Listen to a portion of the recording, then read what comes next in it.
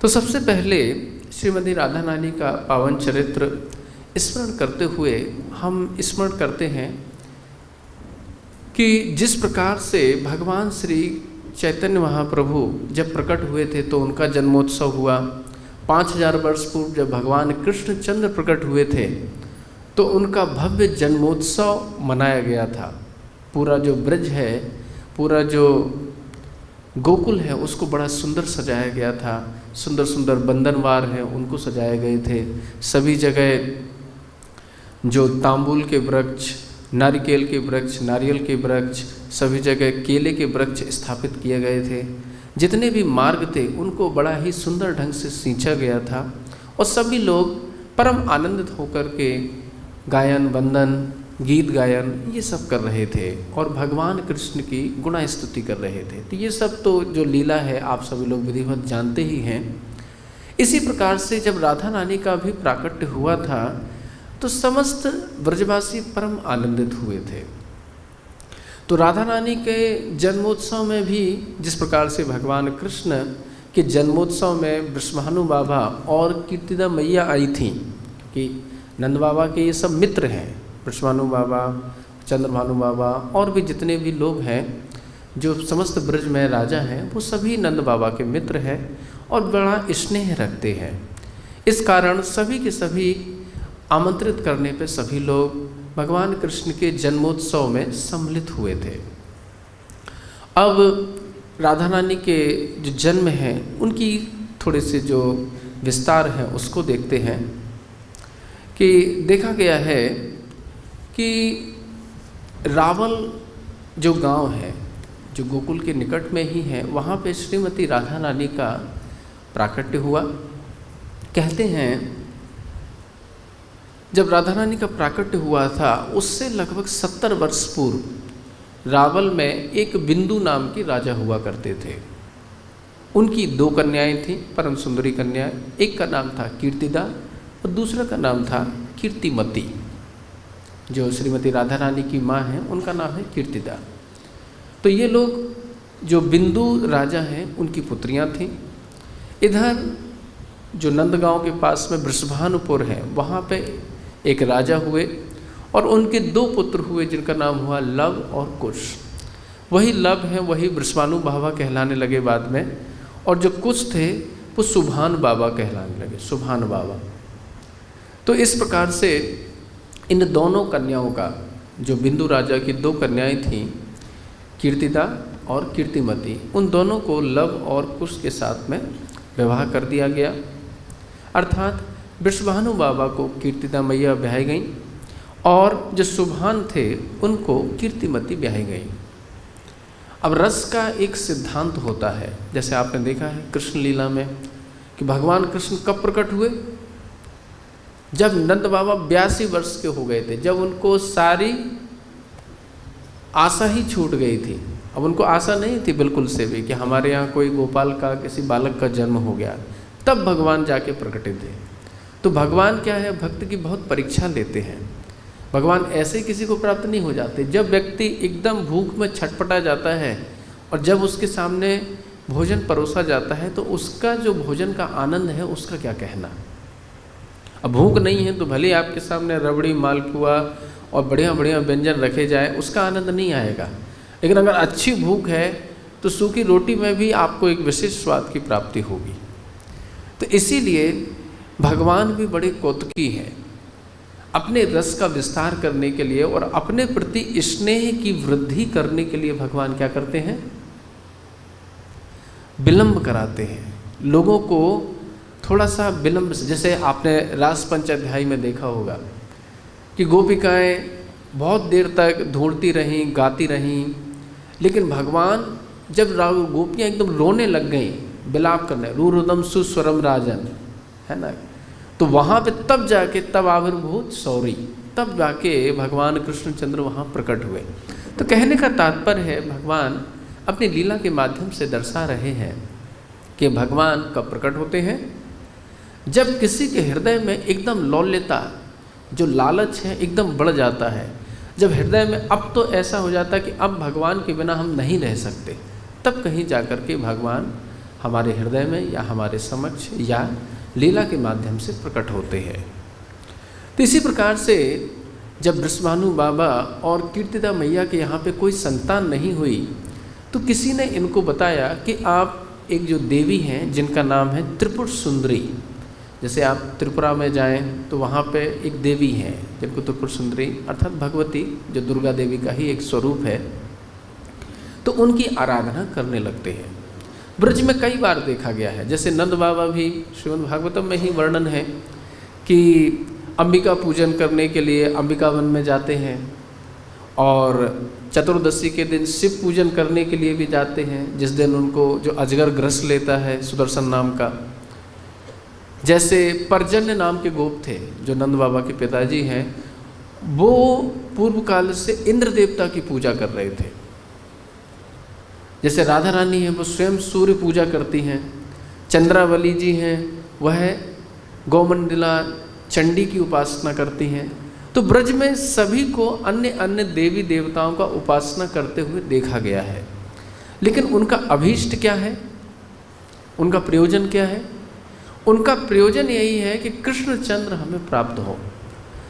जैसे नंद बाबा जितनी भी उपासना कर रहे हैं, या तो नारायण की कर रहे हैं, अंबिका की कर रहे हैं या शिव जी की कर रहे हैं, उनका उद्देश्य क्या है कि हमारा जो लाला है कृष्ण है वो हमेशा सुखी रहे, यह उद्देश्य है। तो अगर प्रयोजन भगवान कृष्ण का प्रेम प्राप्त करना है या तत्सुखी भाव से भगवान कृष्ण को सुखी करना है, तो सच्ची मानिए आप किसी की भी आराधना करें, किसी भी देवी देवता की करें या भले पीपल की करें या बट वृक्ष की करें, लेकिन हमारा इष्ट ये है कि भगवान कृष्ण हमें प्राप्त हो या हम कृष्ण की सेवा कर पाएँ, तो हमें उससे कोई हानि नहीं होगी। अब जैसे जितनी भी गोपिकाएं हैं कात्यायनी पूजना करती ही हैं ना, कात्यायनी व्रत, भक्त लोग भी कात्यायनी व्रत करते हैं, कई सारे भक्तों को करते हुए देखा गया है, माताएं भी करती हैं, पुरुष भी करते हैं। लेकिन इस व्रत के माध्यम से क्या उद्देश्य रहता है उनका, है ना? जैसे गोपियों ने बोला भी था कि नंद गोप सुतम पतम देवी पति में कुरते नमः, कि हे देवी कात्यायनी महायोगिन महायोधन अधीश्वरी नंद गोप सुतम देवी पति में कुरते नमः, कि नंद गोप सुत अर्थात जो नंद बाबा के प्राण प्यारे लाला हैं कृष्ण हैं, उनको हमारा परमेश्वर बना दीजिए, उनका हमें पति बना दीजिए हमारा। तो ये उनका भाव है। तो आराधना किसी की भी की जाए उसमें दोष नहीं है, प्रयोजन क्या है वो मुख्य वस्तु है। अब भले ही आप कृष्ण की उपासना कर रहे हैं, लेकिन अगर प्रयोजन है कि सांसारिक वस्तु प्राप्त करनी है, ठीक है, हो जाएगा, उसमें कोई हानि नहीं है, लेकिन फिर प्रेम प्राप्त करने में विलम्ब हो सकता है। जैसे ध्रुव को काफ़ी समय तक के बाद फिर जब भगवान के दर्शन तो हो गए थे, लेकिन 36,000 वर्षों के बाद फिर वैकुंठ में वो जा पाए थे। तो इस प्रकार से विलम्ब हो जाता है कई बार, अगर हमारे हृदय में सांसारिक वासनाएं उत्पन्न हो जाएं तो जब इन्होंने 70 वर्ष तक वृषभानु बाबा और कीर्तिदा मैया ने त्रिपुरा सुंदरी नाम की जो भगवती थी उनकी उपासना की, उपासना करने के बाद उनको स्वयं भगवती ने समाधि में दर्शन दिया और भगवती कहती हैं कि मैं तुम्हारी उपासना से बहुत प्रसन्न हूँ, और ये जो प्रकट हुई थी वो देवशयनी एकादशी, जो अभी आषाढ़ी एकादशी होती है ना, जिस पर देवशयन कर जाते हैं, तो उसी दिन ये देवी प्रकट हुई थी और उसी दिन उन्होंने उनको आशीर्वाद दिया था। क्योंकि इनकी जो इच्छा थी, सामान्यतः जितने भी ग्रस्त लोग होते हैं उनकी ये अभिलाषा रहती है कि हमारे घर में पुत्र का जन्म होना चाहिए, ऐसा देखा भी गया है। लेकिन वृषभानु बाबा और कीर्तिदा मैया की क्या अभिलाषा है कि हमारे यहाँ पे तो एक सुंदर लाली का जन्म होना चाहिए। इनकी बचपन मतलब जब से ही इनका विवाह हुआ है, इनके हृदय में यही उत्कंठा है। तो जब त्रिपुर सुंदरी नाम की भगवती जब प्रकट हुई तो उन्होंने वरदान दिया कि आपके यहाँ पे एक कन्या नहीं, आपके यहाँ 2 कन्याएं और 1 पुत्र का जन्म होगा। सबसे पहले प्रथम वर्ष में श्रीदामा जो भगवान के परम मित्र हैं और भगवान के जो नर्म सखा हैं, भगवान के कई प्रकार के सखा होते हैं, तो उसमें से एक नर्म सखा होते हैं। नर्म सखा की क्या विशेषता होती है कि भगवान कृष्ण जो साख्य लीलाएं करते हैं उनमें तो उनका प्रवेश है ही, भगवान कृष्ण जो कुंज में जाते हैं या निकुंज में प्रवेश करते हैं या गोपियों के साथ में मिलन करते हैं, तो उसकी भी उनको भान रहता है उसका भी उनको अंदेशा रहता है कि क्या भगवान क्या करने वाले हैं, किस गोपी से कब मिलेंगे। और ये कभी कभी दूत का भी कार्य करते हैं, है ना। वो मैसेंजर जो रहता है ना, कि भगवान का जो संदेश है वो राधा रानी तक और गोपियों तक भेजना है, तो कोई तो होना चाहिए। तो भगवान अपने इन सखाओं के, जो नर्म सखा हैं, इनके माध्यम से ही वहाँ भेजते हैं। तो जब सबसे पहले जो लाला जन्मे उनका नाम था श्रीदामा। अगले वर्ष फिर श्रीमती राधिका, श्रीमती राधा रानी का जन्म होता है, जो कल्ल की तिथि थी, राधा नक्षत्र। राधा नक्षत्र में भाद्र पक्ष शुक्ल की अष्टमी की तिथि में, कभी अरुणोदय में कभी मध्याह्न में श्रीमती राधा का जन्म होता है। तीसरी जो इनकी पुत्री थी उनका नाम था मंजूश्री। मंजूश्री इनका नाम जैसे आपने अनंग मंजरी का जो नाम सुना, तो ये राधा रानी की छोटी बहन ही है, साक्षात छोटी बहन है मंजूश्री। इनको मंजू श्यामा भी कहा जाता है, ये अनंग मंजरी है। तो ये मंजरी नहीं है। जैसे मंजरियों की क्या स्थिति होती है, जितनी भी यूथेश्वरी होती हैं उनकी वो दासियाँ होती हैं, अर्थात उनको इस प्रकार जैसे वो रास में जो प्रवेश होता है उस प्रकार से नहीं रह करती, लेकिन भगवान कृष्ण की और राधा रानी की सभी प्रकार से सेवाएं करती हैं। वो उनकी अवस्था जो सामान्य यूथेश्वरियाँ होती हैं उनसे थोड़ी छोटी होती है, अर्थात 11 वर्ष 12 वर्ष। यूथेश्वरियों की जो अवस्था होती है वो 14 वर्ष से उससे थोड़ी सी अधिक होती है। तो ये जो अनंग मंजरी हैं, ये मंजरी नहीं है, इनका नाम अनंग मंजरी है, लेकिन इनकी जो सेवा है वह जैसे यूथेश्वरियों की होती है, जैसे ललिता जी, विशाखा जी, इसी प्रकार से हुआ करती है। तो ये भी इनकी बहन हुई। इसके बाद जब इन सभी का प्राकट्य हुआ तो इसकी कथा भी बड़ी विचित्र है। अगर आप जैसे ललित माधव देखेंगे, प्रायः जैसे लोगों को लगता है, जैसे कई बार भक्त लोग प्रश्न भी करते हैं कि भगवान कृष्ण की शक्ति कौन है, श्रीमती राधा रानी, और जितनी भी अष्ट यूथेश्वरियाँ हैं या जितनी भी गोपिकाएँ हैं, तो कहा जाता है कि शक्ति और शक्तिमान में कभी भेद नहीं होता है। तो जब शक्तिमान भगवान श्री कृष्ण प्रकट हो रहे हैं तो उनके साथ में उनकी शक्तियों को भी उन्हीं के साथ प्रकट होना चाहिए, विलंब से तो नहीं होना चाहिए। कई बार लोग प्रश्न करते हैं। तो इसका समाधान अगर आप ललित माधव ग्रंथ पढ़ेंगे तो वहाँ आपको बड़े अच्छे से प्राप्त होगा।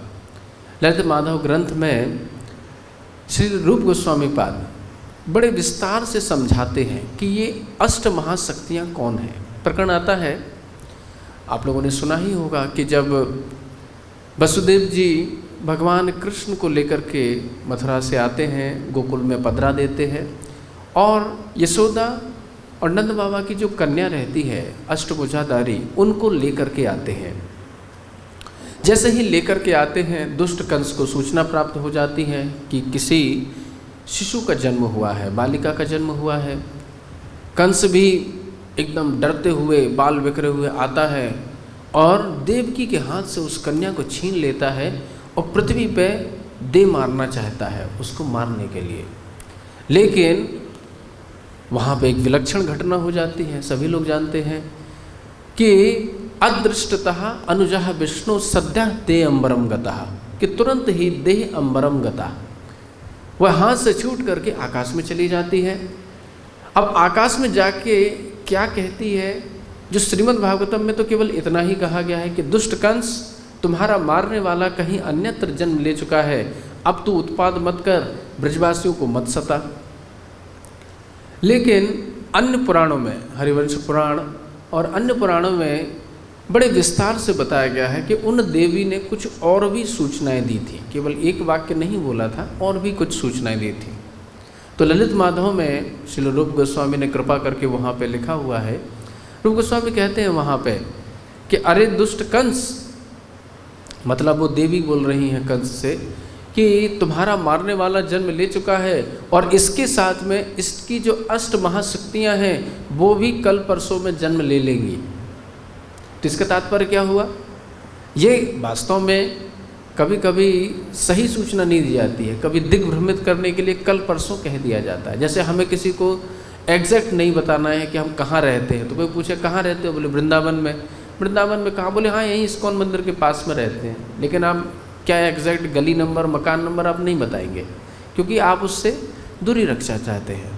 लेकिन इसी प्रकार से ऐसा समझ लेना चाहिए कि यहाँ पे भी उन अष्टभुजाधारी ने, जिससे कंस कुछ चोट फोट ना करे, किसी को उत्पात ना मचाए किसी के ऊपर, तो क्या करते हैं, वहाँ पे सूचना देते हैं कि परः श्वः, जो हमने ग्रंथ अभी हाल में ही संकलित किया है, उसमें हमने विस्तार से इसके उल्लेख किए हुए हैं, ललित माधव वगैरह के रेफरेंस, ये कथा भी उसमें आती है कि किस प्रकार से उन अष्ट महाशक्तियों का जन्म होता है। तो कंस के सामने वह देवी प्रकट होती हैं और बोलती हैं कि भगवान कृष्ण के साथ में जो तुम्हारा मारने वाला विष्णु है ना, उसके साथ में उसकी अष्टभुजा जो अष्ट महाशक्तियाँ हैं, उनका भी जन्म हो चुका है। कब हुआ है? श्वः परश्वः, या कल या परसों में होने वाला है या हो गया है, इस प्रकार से कहा। वो जितनी भी अष्ट महाशक्तियाँ हैं परम प्रतापी हैं, और उनमें से जो दो कन्याएं हैं, चंद्रावली और श्री राधा, वो तो उनका तो कहना ही क्या है। जो भी व्यक्ति उनसे विवाह करेगा वो शिव जी को भी परास्त करने वाला होगा। जब कंस तो वैसे दुष्ट बुद्धि था, उसके बाद में जब कान में बात चली गई कि अच्छा, कि जो व्यक्ति उन कन्याओं से विवाह करेगा वह शिव जी को भी जीत सकता है, तो उसके मन में तो विचार आया कि हो पहले तो इन कन्याओं का ही हरण कर लो अपन। तो उस दुष्ट ने उन कन्याओं का हरण करने का योजना बनाई, और योजना बनाने के बाद वह विचार करने लगा कि जैसे ही ये कन्याएं बड़ी हो जाएंगी, मैं इनके साथ में विवाह कर लूँगा और मैं शिव जी को भी जीतने वाला हो जाऊँगा। उसके मन में ये विचार आया। लेकिन अब इसको संपादन कौन करे? तो सबसे पहले अभी कृष्ण का जन्म कब हुआ है? मध्य रात्रि में, प्रातः काल की बेला, जब नंदोत्सव, इधर गोकुल में तो नंदोत्सव हो रहा है और इधर कंस की कैबिनेट मीटिंग चल रही है ना। सभी लोग जितने भी हैं दुष्ट खल वहाँ पे सब सम्मिलित हैं और क्या कर रहे हैं, एक दूसरे से मंत्रणा कर रहे हैं कि क्या किया जाए। हमारे जो राजा हैं उनका मारने वाला तो जन्म ले चुका है, तो किसी ने कहा कि जितने भी बच्चों का, जितने भी बालकों का जन्म हुआ है उनका वध कर दिया जाए। उन्होंने कहा ठीक है चलो भाई ऐसा कर देते हैं। लेकिन इसके पहले किसी और ने कहा कि पहले एक काम करना चाहिए, बालिकाएं जितने भी ये अष्ट शक्तियाँ जितनी भी जन्मी है ना, इनका पहले हरण करना चाहिए। कंस को ये बात भी अच्छी लगी। कंस ने कहा कौन करेगा ये कार्य? तो पूतना ने सबसे पहले हाथ उठाया। वहाँ पे अघासुर, बकासुर, सल, तोषण, चाडूर, मुष्टिक जितने भी थे वहाँ पे दुष्ट खल वहाँ पे बैठे हुए थे। पूतना बड़ी दुष्ट थी, उसके हृदय में पहले से ही बच्चों का, जितने भी कहा भी गया है, पूतना बालघातनी रुधिराशिनः, कि बालघातनी बच्चों को मारने वाली थी, रुधिराशिनः भगवान के लिए जिघांसिया मारने के लिए आई थी, तथापि उसको देवगति प्राप्त हो गई, अर्थात भगवान के धात्र्योचित गति प्राप्त हुई भगवान के लोक में, गोलोक में। तो इस प्रकार से पूतना को जब सूचना प्राप्त हुई कि तुम्हें अष्ट महाशक्तियों का हरण करना है, तो सबसे पहले वो कहाँ जाती है, उन अष्ट शक्तियों का हरण करने के लिए विंध्याचल पर्वत की ओर जाती है। जैसे ही विंध्याचल पर्वत की ओर जाती है तो थोड़ा सा पहले विंध्याचल पर्वत में वो शक्तियाँ जो राधा रानी और चंद्रावली विंध्याचल में कैसे आई वो भी जानना आवश्यक है। तो इसका पूरा ललित माधव में पूरा वर्ण विस्तार से वर्णन है। अगर आप उसका पहला अध्याय, पहला अंक पढ़ेंगे तो आपको ये सारी कथा वहाँ विस्तार से मिल जाएगी। तो जैसे ही पूतना वहाँ विंध्याचल में पहुँचने लगती है तो विंध्याचल जो पर्वत है वो बड़े दिव्य है। जितने भी यहाँ की शक्तियाँ हैं या नदियाँ हैं, जितने भी पर्वत हैं, उनका एक मनुष्य स्वरूप भी होता है। जैसे हर एक जीव का 3 स्वरूप होता है, आदि दैविक, आदि भौतिक और आध्यात्मिक। तो इसी प्रकार से जैसे यमुना जी है तो एक तो आदि भौतिक स्वरूप है, जो नदी बह रही है वो आदि भौतिक है। एक उनका आदि दैविक स्वरूप है, जैसे कालिंदी जो भगवान की अष्ट महिषियाँ हैं, 8 पट्टरानियाँ हैं, उनमें से कालिंदी जो एक ब्याही गई हैं वह यमुना का ही आदि दैविक स्वरूप है। और एक उनका स्वरूप है आध्यात्मिक स्वरूप। आध्यात्मिक स्वरूप के रूप से जो यमुना जी है वो कृपा शक्ति है। ठीक इसी प्रकार से जो विंध्याचल पर्वत है, एक तो पर्वत है, पर्वतमाला के रूप में है, दूसरा उनका एक व्यक्तित्व है और उनकी एक पत्नी भी थी। जब विंध्याचल पर्वत ने देखा कि मेरा जो प्रतिद्वंदी है ये सबसे बड़ा पर्वत कौन सा है? हिमालय। तो हिमालय के प्रतिद्वंदी थे ये तो इन्होंने फिर सोचा कि अरे जब हिमालय की पुत्री जो पार्वती हैं उनका जो जमाई है वो कौन है? शिव जी है। तो विंध्याचल ने सोचा कि हमारा जो जमाई है वो शिव जी से भी बड़ा होना चाहिए, ये हिमालय का जमाई हमसे बड़ा नहीं हो सकता। तो विंध्याचल ने जो ब्रह्मा जी हैं उनकी उपासना करना प्रारंभ कर दिया। काफ़ी दिन तक उपासना की, ब्रह्मा जी इनसे प्रसन्न हो गए। जब ब्रह्मा जी प्रसन्न हुए तो इन्होंने वरदान मांगा कि आप हमें एक नहीं 2 पुत्रियां दो, और ऐसे हमारी पुत्रियां होना चाहिए कि जिनका पति शिव जी से भी बड़ा होना चाहिए और शिव जी को भी जीतने वाला होना चाहिए। अब ब्रह्मा जी को वरदान देना पड़ा, तथास्तु। अब शिव जी को भी जीतने वाला इस सृष्टि में केवल एक ही व्यक्ति है, वो कौन है? भगवान कृष्ण, और उनको कोई नहीं जीत सकता। तो भगवान, अब इन्होंने वरदान तो दे दिया, लेकिन जो राधा रानी और चंद्रावली हैं ये कीर्तिदा की नित्य औरस पुत्री हैं, नित्य पुत्री हैं। तो अब ये विंध्याचल के पास में कैसे जाएं? तो इसकी भी योजना बनाई गई। जैसे बलराम जी को आकर्षण किया गया था, पहले बलराम जी कहाँ आए थे?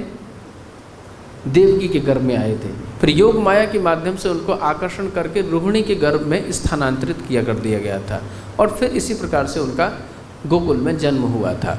इसी प्रकार से जो राधा रानी और चंद्रावली हैं ये गर्भ में जब अपनी माँ के गर्भ में आई थी, कीर्तिदा मैया के गर्भ में और इधर कीर्तिमती के गर्भ में आई थी, तो इनको योग माया के माध्यम से क्या किया गया था? जो विंध्याचल की पत्नी है उनके गर्भ में स्थानांतरित कर दिया गया था।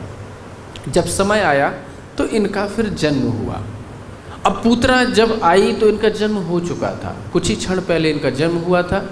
सबसे पहले पूतना ने जो 6 कन्याएं थी, जो अन्य 6 शक्तियां थी, जैसे विशाखा जी, ललिता जी, भद्रा जी, सैव्या जी, इनका पहले हरण किया, और अंत में वह विंध्याचल पर्वत के महल में पहुंची, और वहां से उसने चंद्रावली और श्रीमती राधा रानी का हरण कर लिया।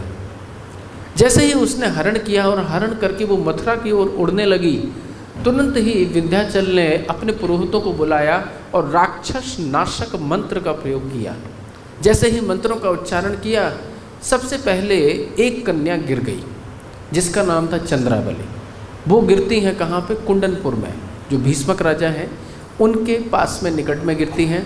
जब प्रातःकाल में भीष्मक राजा स्नान करने के लिए जाते हैं तो वहीं पे उनको नदी में एक कमल के ऊपर तैरती हुई जो चंद्रावली जी हैं वो उनको प्राप्त होती हैं।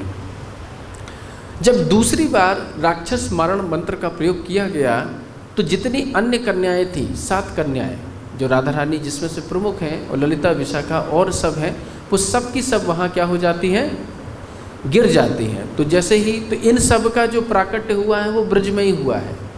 तो इन सब का जो गिरी तो कहाँ? ब्रज के अन्य अन्य क्षेत्रों में। जैसे आपने देखा होगा बरसाने के पास में बहुत सारे क्षेत्र हैं जो अष्ट गोपियों के जो मुख्य जो गोपियां हैं उनके जन्म स्थान है ना, जैसे कमई है और अन्य सारे जो स्थान हैं वहाँ पे हैं। ललिता जी का क्या है? ऊंचा गांव है। तो वो सब स्थान में वो जाके गिर गई।